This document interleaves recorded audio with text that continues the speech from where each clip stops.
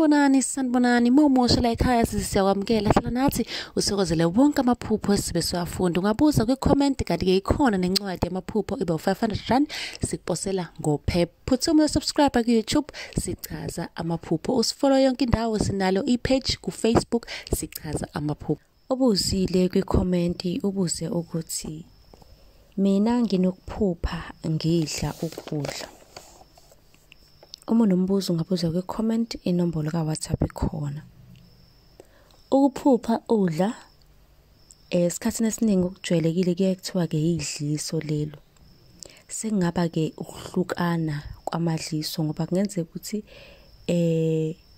kuyenzeka ukuthi udliswa ngomoya okanye-ke idliso lasekudleni, udliswa ngokudla noma udliswa ngokomoya. Ubungozi-ke bedliso nabo lokhu kubaleke kakhulu. Idliso liyayivala inhlahla, likwenza ube nesidina, uba nolaka, lakha isinyama, liyabulala futhi. Ngabe udinga ukulapheka la kuyidliso, usungasithinta sikwazi-ke ukuthi sikuposele amafutha engwenya.